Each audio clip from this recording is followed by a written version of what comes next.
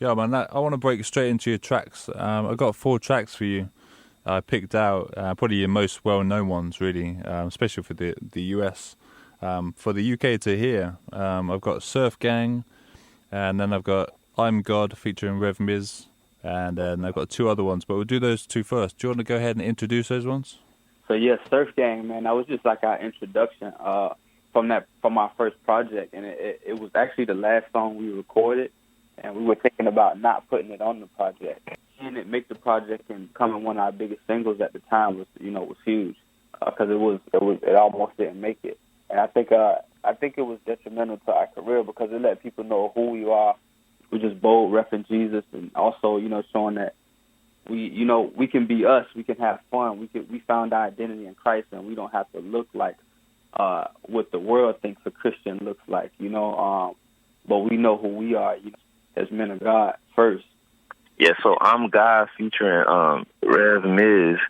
It's a dope record. We love it, especially for the emotional crowd and the older crowd. So the older crowd and the emotional people love the record. We love the record too. That's why it's on the project, which originally it wasn't supposed to be. We just went down to the studio one day.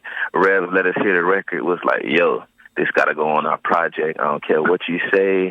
Like, it don't matter. It's going on our project. And we fought with him for like 2 days, came back to the studio, told him put the files on the CD, bruh, on the USB. We taking the record. We don't care what you're saying. And he gave it to us. So we didn't have to commit the sin of stealing. He gave it to us and then made the project. And we just love it because it just talks about God's one of God's truest natures, the nature of him being there no matter what. It say, though I walk through the valley of the shadow of death, that he's with us. So it's like in the good times and the bad times, he's there, and that's kind of what the record is about, like him being there no matter what. Like, I'm God, I'm anywhere, everywhere, at all times. And so much times we forget that, so it's like so many times we forget that. And we think that we're just out here alone and that we're going through the ups and downs of life, like, because it's both sides. People think when they're at the top, oh, it's all me, I did this. Or when they're at the bottom, it's like, dang, God, where are you? Dang, like, are you really leaving me alone right now? But no, he's right there. All you got to do is take the time to sit down and watch what's around you, and you'll be able to see him, taste him, and hear him, and feel him. And that's why we love the record. So I'm God and Surf Gang. Those are 2 tracks right there, man. And like you said, Surf Gang was your introduction. Big one I'm going to play was first, but those 2 seem to have gone absolutely massive. How do you feel that when they were released? How did you feel like people were perceiving them when they came out? So with Surf Gang, we didn't really know what to expect.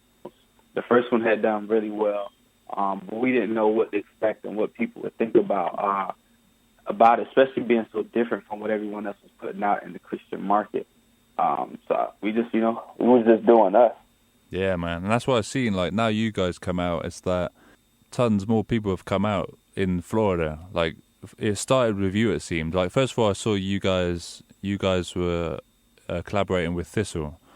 And then after that, like, tons of Florida artists came out. Like, after that, it was Lauren, seen Surge, seen Illish, seen, I don't know, I can't think right now, but there's loads on Facebook, like... Yeah, I mean, David. Yeah, man. And what's the other one I was speaking to the other day? Shepherd as well. Yeah, there's loads. I mean, it's like guys...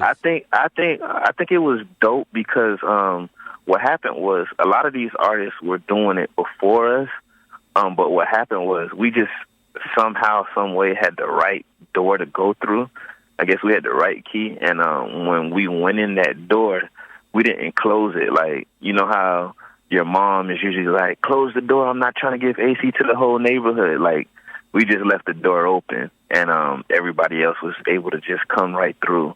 And it shed a lot of light on Miami, and I think that was the dope thing about it. Yeah, man. No, but over here, it ain't like that, man. Over here, it's more like, close the door, it's freezing cold. But yeah, I get what you're saying, man.